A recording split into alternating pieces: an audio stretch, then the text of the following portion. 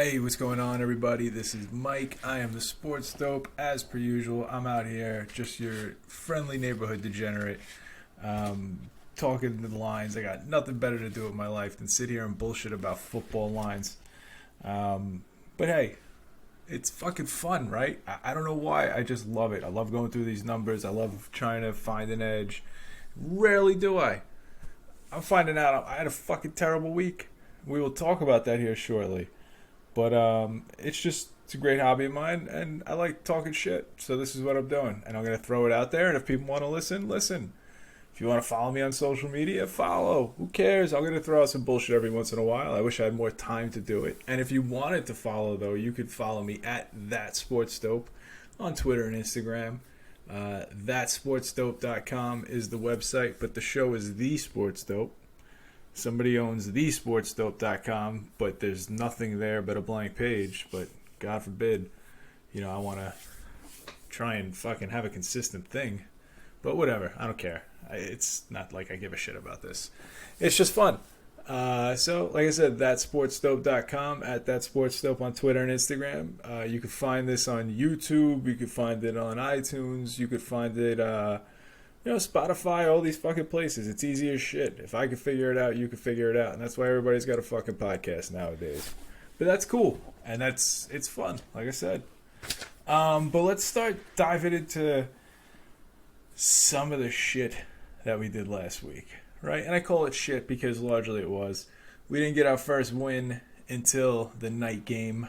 But before that, let's talk about like Instagram real quick, because on Instagram before the games even started, I did like a little stupid. I added to the story or whatever that dumb fucking thing is. I should just make a regular post. Who cares? Why would I just? I don't get the fucking stories. I don't understand it. But whatever. I was able to see who watched it. That was cool though. So anyway, I went on there and I said, hey, this is what you should be doing. You should be looking at the look-ahead lines for the next week and through the lens of what you think is going to happen this week. And I gave out some pretty decent advice. I think I was 3 out of 4, right? Pretty much. So what I had said was you should go there, take a look at it. And I had thought the Rams were going to do well. They did. And the Eagles were going to do shitty. They did. But the line for the Eagles and the Rams for week 2 was +4. So I grabbed that fucking +4. And sure enough, when the lines dropped, it was like a pick'em and Rams -1. So now I got some great fucking line value. The thing that I was 50-50 on was I thought the Vikings were going to be terrible. They were. But I thought the Colts were at least going to beat the Jaguars. I mean, Jesus fucking Christ, guys. How did that not happen? The Jaguars are feisty. We'll talk about them in a little bit, too. I've always liked the Jaguars. And I like Minshew, man. I don't know what it is. Something about just some redneck wearing cutoff jean shorts, drinking fucking Bud Lights with a bandana around his mullet. Like, I don't know why, but I get down with shit like that. Watching him sling footballs. I don't know, maybe it's because I lived in Jacksonville for a while. I got a soft spot for him. And that type of person. And he is that type of person, which is the best part about it all. But anyway... Yeah, so that line was at -3, and it stayed right there. So we didn't lose anything, and I still like the Colts this week. So basically, the point I'm trying to get to is take a look at some future shit through the lens of what you think is going to happen in between now and that time period, and find some value there. That's it. So last week, gave out some picks, straight up picks. 1 and 3, brutal. Teaser, terrible. And the dog was one of the picks, so of course that lost also. So all in all, we if we did what I said we were gonna do, put a unit on everything, except for the dog, which was a half a unit, we were down like 3.5 units. Count the juice, it's like 3.6 units. That's rough. So sorry about that. We got a little bit of work to do. So let's just run through these games individually. So first off, we'll talk about the games we bet on. Chicago went to Detroit. Look, Detroit was winning comfortably. I don't know what the fuck happened here, and it was very, very annoying to watch this happen because I was watching it happen. Detroit all of a sudden started to let them come back, and they took full advantage of that. The Bears did. And I do have to say, Trubisky, he threw a fantastic pass to take the lead. I think it went to Anthony Miller. It was actually beautiful. I was watching it. I was like, this is Mitch? Fuck out of here. But it was a great pass. And then what did Matt Stafford do? He drove the Lions all the way down the field, down by 4, knew he needed a touchdown, put the ball in the hands of his brand new running back, DeAndre Swift, just so he could have the ball touch his hands, and then him just fucking not know how to catch the ball. That was brutal. That was brutal on a lot of levels, because if you listened last week, you would know how high I was on the Lions. We talked about the division winners. I had them. I even had a Stafford for MVP ticket. I still do. But that dropped pass not only cost the push right there, but that knocked some of our preseason bets down that we should have. We were counting on this to help boost those bets, not something like this to happen. And the way it happened was just brutal. Like, if they got the shit beat out of them, that's one thing. Then you're just fucking wrong. But we should have pushed, and the division winner Detroit future and the Stafford MVP future should have at least held their value instead of went down. So that was kind of rough on a lot of levels, that dropped pass. And I'm just realizing it now as I'm rambling to you guys, because that's what happens. That's why I like talking into a microphone, because I just fucking ramble and the depths of my brain comes out. I don't even know what the fuck is in there half the time. So I was prepared to just talk about how it hurt last week's bet, but I'm staring at my notes and paperwork, and I'm just like, oh yeah, all those futures took a hit too. Oh, that's fucking cool. No, so thanks a lot again on another level, DeAndre Swift. The Cam Newton experience is a real thing. I meant to say experiment, but I'll go with experience, kind of like Jimi Hendrix experience, whatever you want to say. They both have a certain sense of flair for, I guess, fucking bandanas around the neck. I don't know. So Miami went up to New England. Devontae Parker got hurt halfway through this game. That was kind of rough. New England didn't look particularly good, but they were able to move the ball enough. They used full advantage of Cam's legs, which, great while that lasts. And he's not like he's younger before he started getting hurt when he ran too much. But anyway, whatever. People were like, oh, it's fantastic. Look how great it is. Yeah, it'll be great while it's there. One of the rough things about this is, so they were down 10. Fitzpatrick's driving.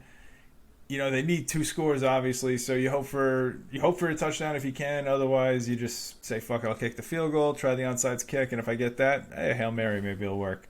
But nope, Fitzmagic forcing balls, not that magic. And I wouldn't have won with my -6.5, but by the time we talked about it, it was 7. So other people would have pushed if he would have at least kicked that field goal there. The next bet we lost on was Tampa Bay at New Orleans. This was the afternoon game. It was probably the biggest game. I would imagine it's the most watched game of the weekend. And I'll tell you, I was glued to it. Mainly because I ate a ton of edibles and I doubled down at halftime, a little into the second half of the first games. So I was in full edible zone, just focused. And I remember when Tom Brady threw that interception where he was going for Evans, and I remember thinking to myself oh, it looked like maybe he had an option route where if the safety was coming down, he was supposed to turn around. But Tom thought he was still going out. So, but then on the screen, they started blaming Evans for stopping. So, I don't know who was right. And I just remember thinking to myself, yo, there's people in every country around the world who are going to want to know the answer to this question. And how brutal it must be for, Tom to have to go talk to people. So, all of a sudden, I almost had, I felt really bad for Tom Brady in that moment. But then, about 20 minutes later, I snapped out of it. It was fucking cool, though. And I just coasted for the rest of the day, which was dope. Chilled out on the couch, like we talked about last week. Couch is awesome. So, yeah, there were a couple things that kind of fucked with this under, and that interception was absolutely one of them.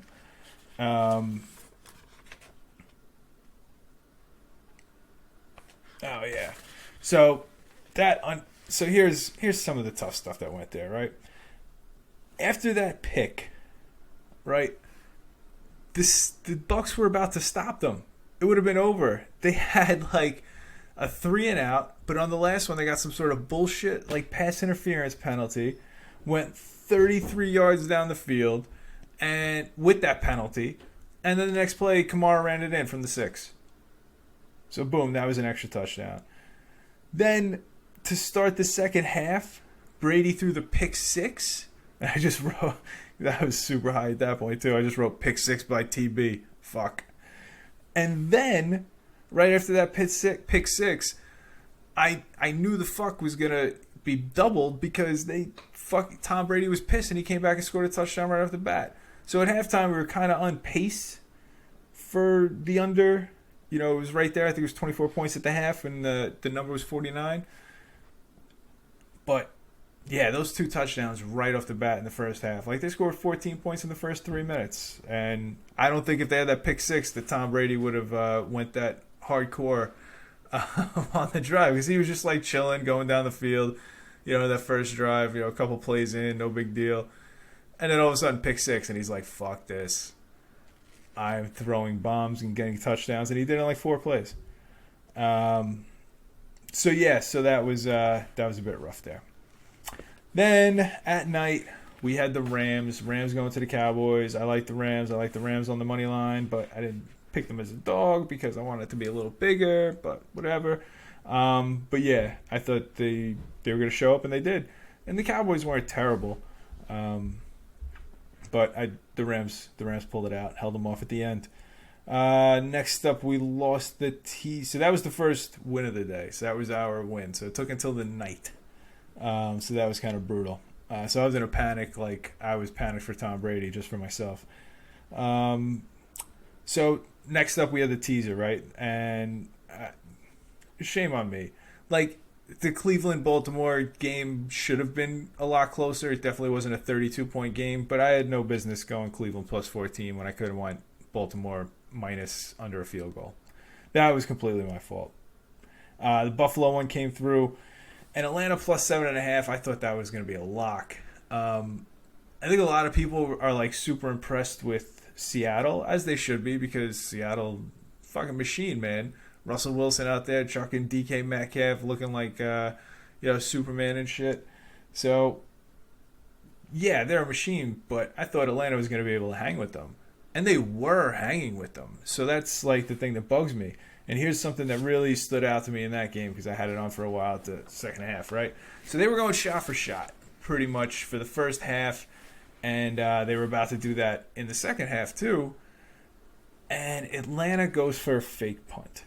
And I thought that was a great call. But the special teams guy on Seattle, I forget who the fuck it was, he made an even better tackle, helmet right on the ball, one of those deals, and that ball came shooting out, and Seattle recovered it. Otherwise, they get that first down. I think they score, and then they keep going shot for shot, and whoever has the ball last wins, and 7.5 covers, regardless of who wins. So that was kind of rough to swallow. I remember watching that and thinking to myself, like, oh, that shot for shot rhythm is off now. And sure enough, it was. So let's run through the rest of the games real quick. Houston and Kansas City. Kansas City beat the shit out of them. And kind of let them in the game late, so it didn't look like they beat the shit out of them. But, whatever. Seattle at Atlanta we talked about. Seattle beat them up. But, Atlanta was still in there. I don't think that was a 2-score game. It was just that fake fumble that threw off the mojo. Or, like, the rhythm. New York went to Buffalo we talked about. Buffalo won by 10 in coverage. Chicago went to Detroit we talked about. Detroit won. Green Bay at Minnesota we touched on. Green Bay, that was a fucking show. Miami and New England we talked about. New England won by 10. Philly at Washington we kind of touched on, with Philly getting beat up. Good for them. Yeah, I mean, I didn't think that Philly was going to lose, but I thought it was going to be a lot closer than people gave it credit for. But man, they went up 17-0, and I was like, well, I was way off. But I don't know what happened. They just didn't do anything. If they didn't score more than 17, 27 unanswered. That's fucking brutal. Vegas and Carolina, I'm mad at myself for not betting the over on this one. I think we talked about how we thought it was going to be a shootout either on...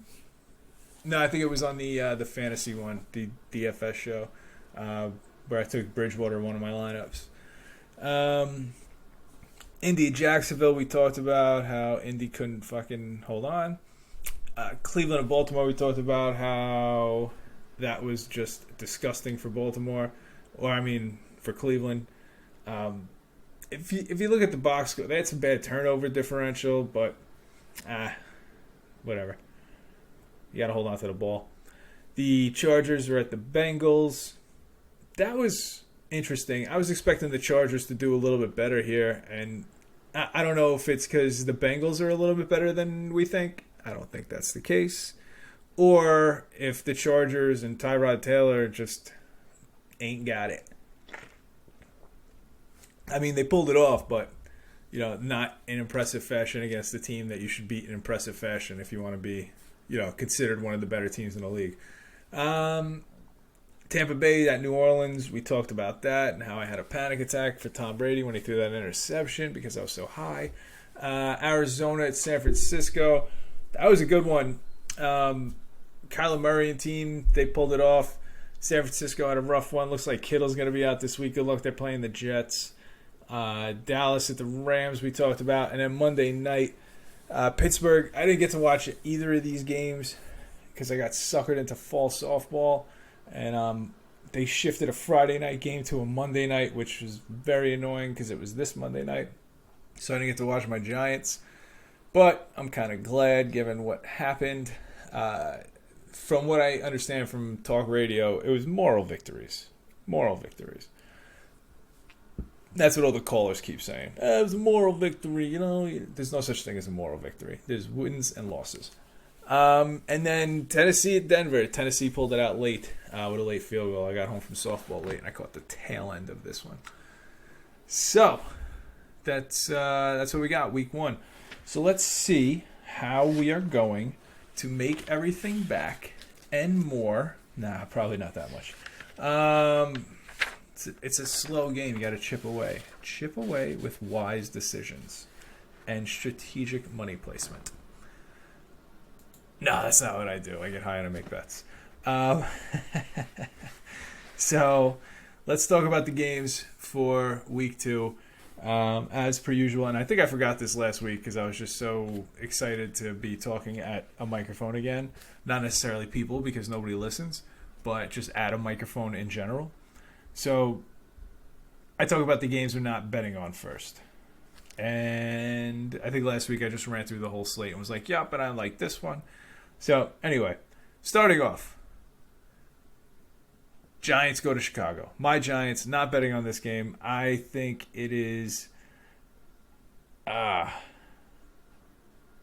think it's going to be a rough one. I think it's going to be an ugly game just in general. I think they're two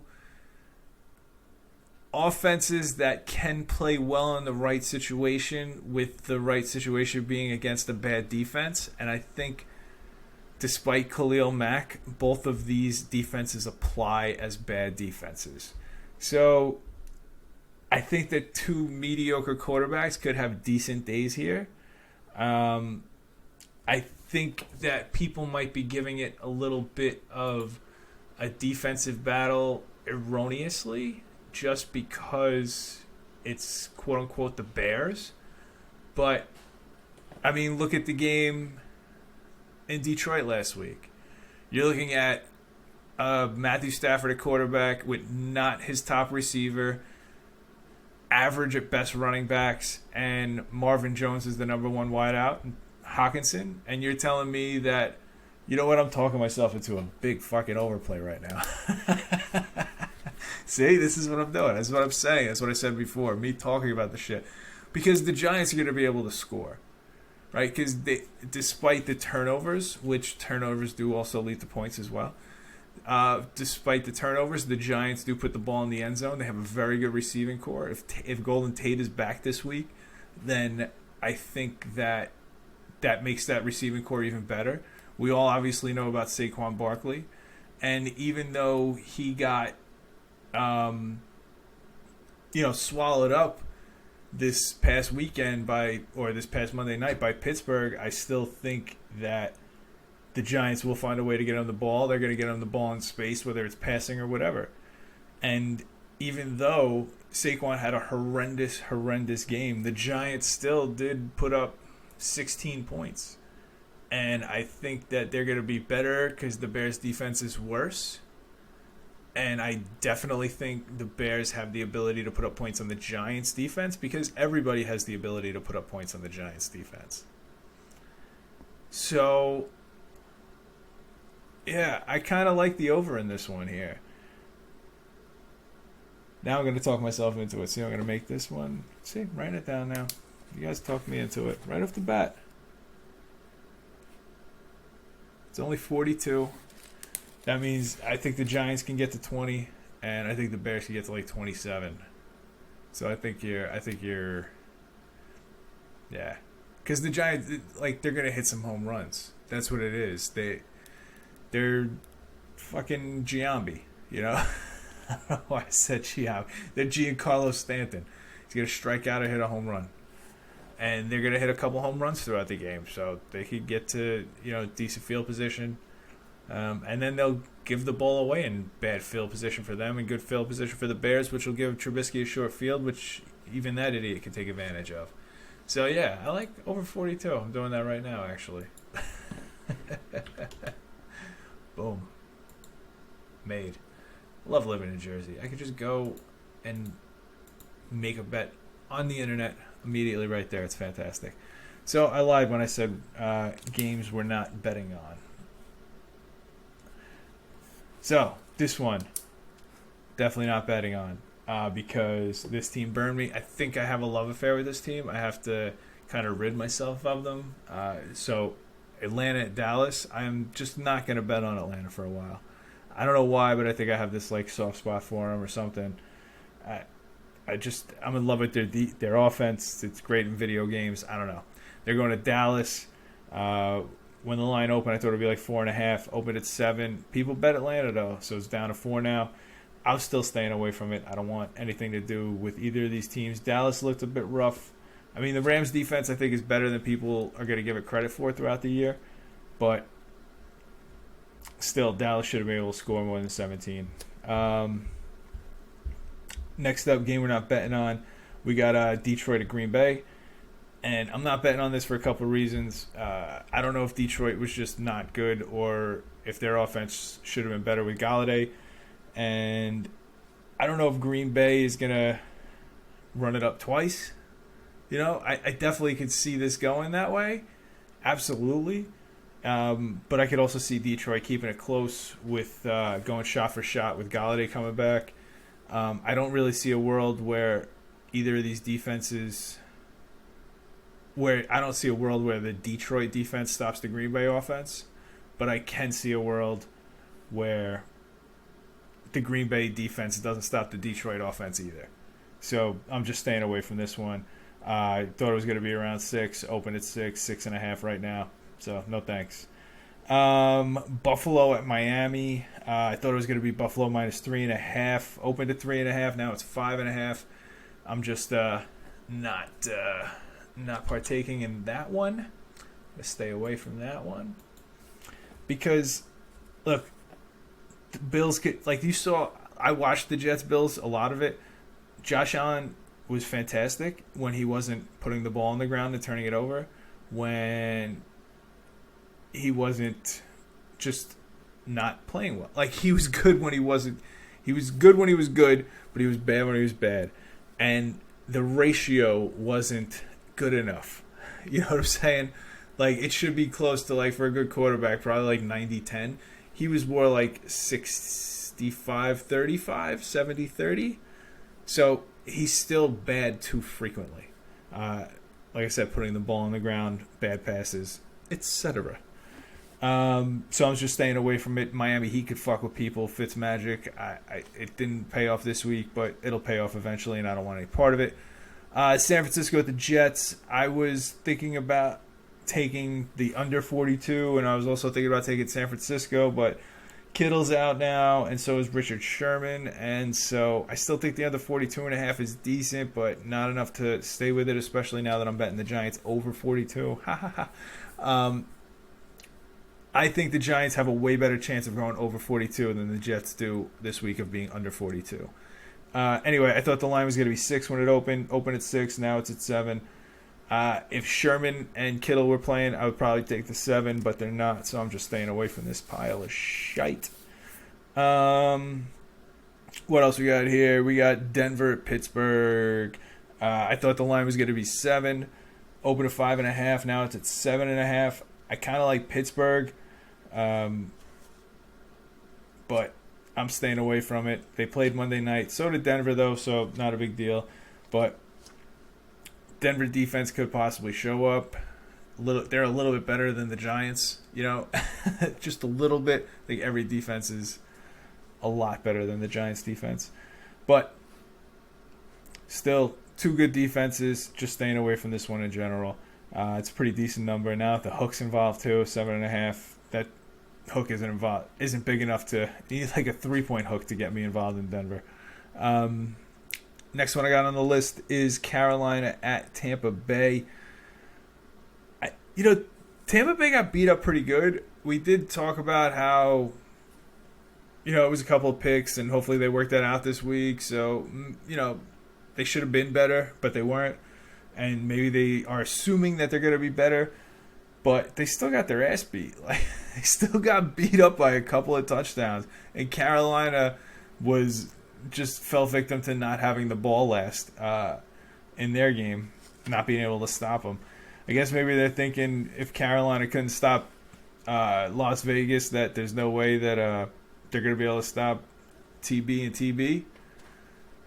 Tom Brady and Tampa Bay? Probably not. So that's why it's 9.5 now. I still, listen, I don't love any of it. So I'm just staying away from this one too. I'm going to be interested to see it though. Next up, we got the Washington football team. They're going out to Arizona. So I thought it was going to be 4.5 because Washington won. They won by 10 against a team that everybody thought was going to be good. Arizona, of course, they went out and they beat the defending Super Bowl losers on the road. That was absolutely impressive too. But I still thought 4.5 would be kind of fair because Arizona's not. But went up to 6.5. Still not enough for me to take the Washington football team, but definitely not taking those Cardinals either.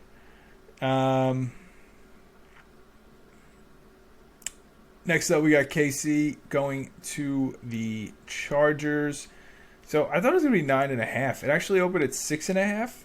And I would imagine that number was gone in seconds because it's all the way up to 8.5 now. I would have probably taken, a car payment and put it on KC 6.5. The Chargers did not look good last week. The pass rush was decent, but they didn't get to Burrow as much as I thought they would.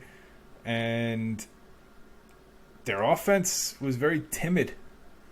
Like last year they were slinging the ball to Eckler and let him do his thing in space. Now they're saying like, nah, that's not our offense no more. It's pretty fucking good. It was pretty decent last year. Like, what are you doing?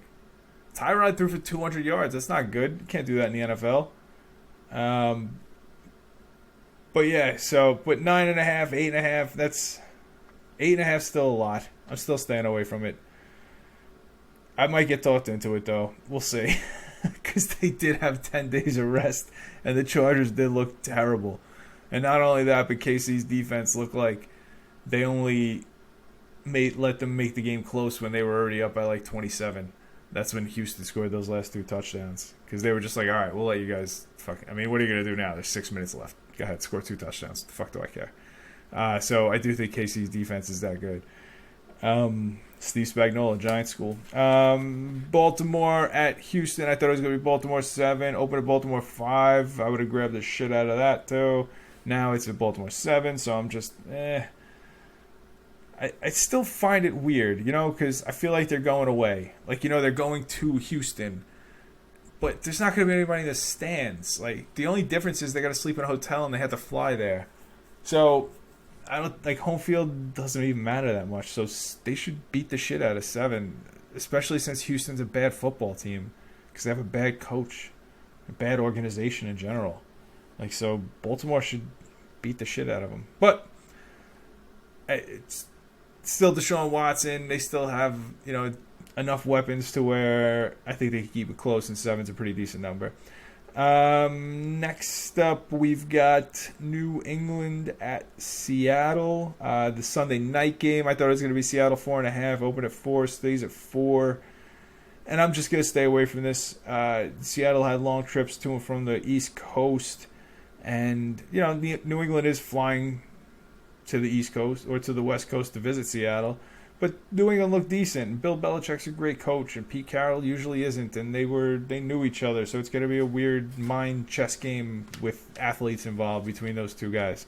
And so I'm just going to stay away from it. The 4 is probably a pretty decent number, and I'll wait and see how my day Sunday goes. If I change my mind, maybe I'll make a little stupid Instagram story about it again. Next up, we go to Monday. We got New Orleans at Vegas. New Orleans at Vegas. So this is the first game in that stadium. It's pretty exciting for them. Opening up a brand new stadium to all the no fans there. It's fucking great. Oh man, I'm sure that's exactly how they planned it. So they're heading out there. Vegas fresh off the win at Carolina. New Orleans fresh off the win at home. And I thought it was going to be New Orleans about 4.5. It opened at 4.5, and it's currently 6. Look, if I had to pick somebody, I would pick Vegas right here. I mean, we just found out Michael Thomas is hurt. Line is still 6. That means their number one receiver is Emmanuel Sanders. They're basically just begging for fucking, yeah, they're just begging for it. I kind of like Vegas. Yeah, we'll talk about Vegas again in a little bit, though. But yeah, they're going to the West Coast-ish, West Desert. And New Orleans, they're hurt. They're beat up. Their defense is great still. But, yeah, I don't like this number at all. Not taking anything to do with the spreads in this one. So that's it. That's pretty much the whole slate of games that we have been talking about that we don't have any money wagered on just yet. So let's talk about some of the games we're wagering on here. So, like I opened the show with, like I talked about earlier, I got that Rams +4. I still like the Rams to pick them. I think they're a good football team. Malcolm Brown came out of fucking nowhere. So, in the beginning, in the first show, I talked about how I like the Rams' future. I took them to win the division at +550. And I had said that I thought that they were poised to go back to the Rams of 2 years ago because they have a new running back that's going to be able to open up the pass for them. And that's kind of what happened. We saw glimpses of that on Sunday night. But it was Malcolm Brown and not Cam Akers. So either way, they have good running backs now. They have quality receivers, and those guys are going to be open because the running game's there. Philly has a terrible defense. They got Fletcher Cox in the middle, and he should be able to bottle up some of the run, but not all of it because he's just one fucking guy, even though he's the size of 2. So, yeah, I think they could still... I would still take it at the pick if you could find a pick out there. Last I saw was -1. But, yeah, so I got that ticket out there. Next game I'm wagering on, like I said before, Indy. Same thing last week. It stayed at -3, but I made the bet last week, so I got Indy -3. I'm rocking with it. Not as confident in it as I was at 12:30 when I made that bet, giving Indy losing to Jacksonville, but I'm riding with it. I got it in there. And when I come up with weird bets and thoughts like that on the side, I'm going to throw it out there in my stupid little stories or make a post about it. So, follow me out there at that Sports Dope.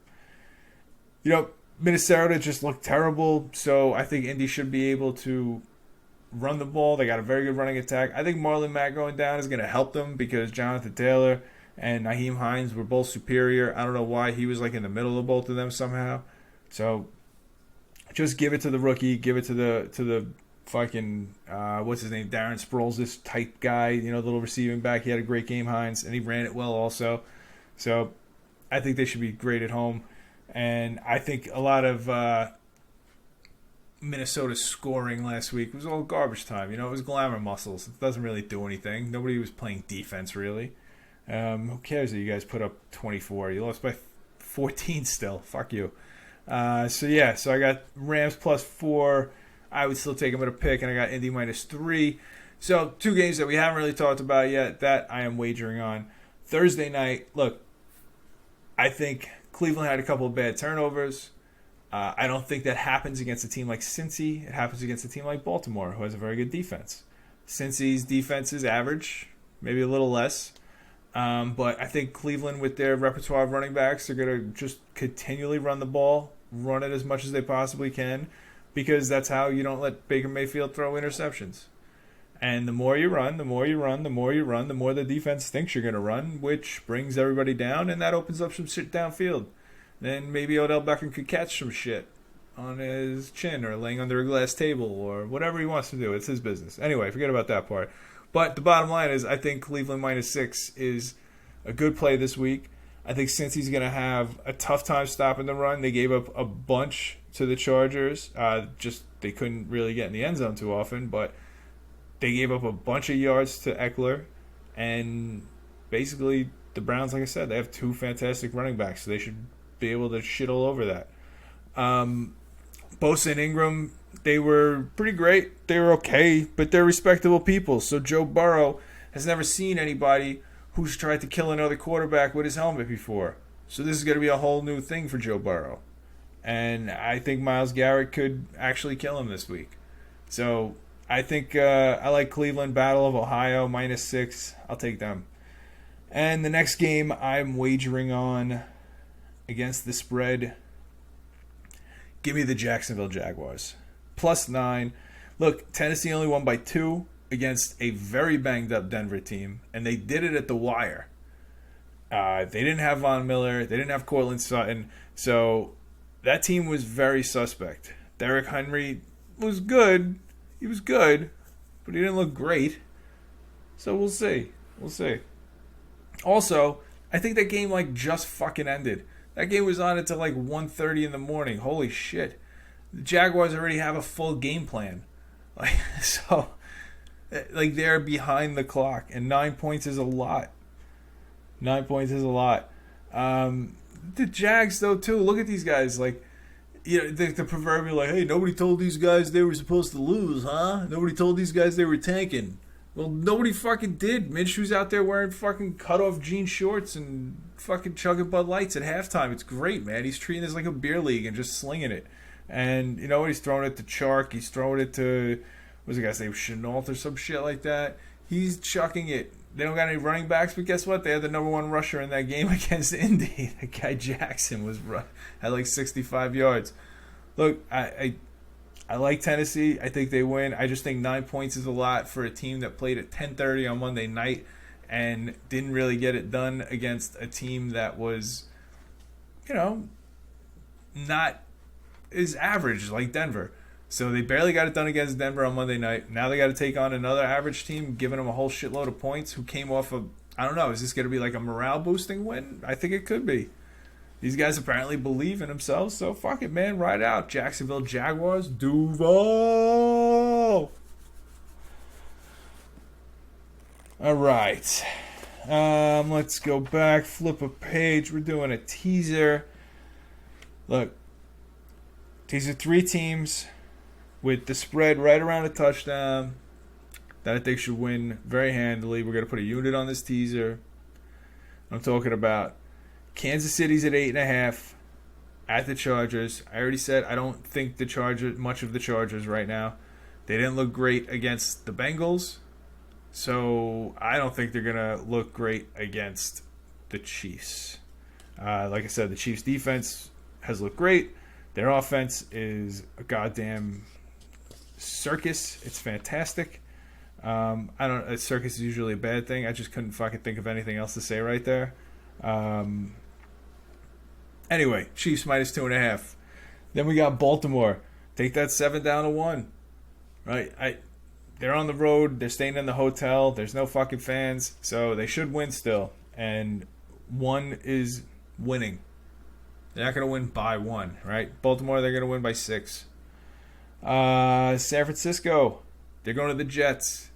Look, they tasted the Super Bowl last year. If you taste the Super Bowl and then you lose at home on opening night to a pretty good team, a team that a lot of people expect things from, you can't then go and play the worst team in the league, the team that's visibly tanking like the Jets, and lose. So you take that 6.5, 7, you knock it down to -1. There's your teaser right there. Kansas City -2.5, Baltimore -1, San Francisco -0.5 or 1, whichever one you fucking got there. Yes, San Francisco has some injuries, but all I got to do is keep giving the ball to Raheem Mostert and then not let the Jets get first downs. San Francisco will score a bunch of times by accident by doing that. And the Jets won't. Despite Richard Sherman not being there, I still don't think the Jets have the ability to score points. Last thing we're going to talk about here is the dog. And if you're paying attention, you probably realized I gave it away a little bit while I was talking about the Monday night game. I think the dog of the week is going to be the Raiders. I think they want to win the first game in their stadium despite there being no fans. It's +195. The Saints, they did what they do last week, right? They did what they do best, which is look good at home. But they're going on the road now. They've never been in the stadium before even. There's no Michael Thomas. Where they, like, Emmanuel Sanders is a very good receiver, and I took him in like the 12th round of all my fantasy drafts. But he's not somebody who's going to lead them to victory. He's a very good secondary receiver. He's a good guy to score, to get like 45, 50 yards a game and maybe plug in on a bye week and hope he gets a touchdown too. So they're going to play like a game of like how many ways can I get the ball to Alvin Kamara? But there's only so many ways. And yeah, Vegas' defense wasn't good, but it's not like Drew Brees' old Drew Brees where he could drop dimes to everybody now. He needs a little help from the receivers, and right now, without Thomas, I don't know if he's going to get it. So I think the Vegas Raiders are live here. They're live. They got a pretty solid running game. They're going to smash that shit. So that was my dog. Raiders +195. Can't believe I said that out loud. It's crazy to me. So here we go. That's what we got. We're done. We are done talking about football for week 2. This is the week we make some dough back. Make a little bit of dough back. So we're going with the Rams. Whatever if you get it a 0 or -1, I would still take it. I got it a +4. If you would have followed me on Instagram at that Sports Dope, you would have seen that recommendation, and you probably would have thought that made sense, and you would have done it too. At that Sports Dope on Instagram. There you go. Then we got Cleveland -6 in the Thursday night game. We got Indy -3 on Sunday and Jacksonville +9. Our dog of the week is the Vaders at +195. And for the teaser, we're teasing Kansas City down to 2.5, Baltimore down to 1, and San Francisco down to 1. That's it. That's what we got. That's the show for the week. Thank you guys for tuning in. I appreciate it. You can follow me at That Sports Dope, Twitter and Instagram. ThatSportsDope.com. That's the website. You can find links to all my social media and bullshit from there. And that's it. Peace out. Good luck. Let's get paid. And I'll be back with daily fantasy shit in a day or so. Peace.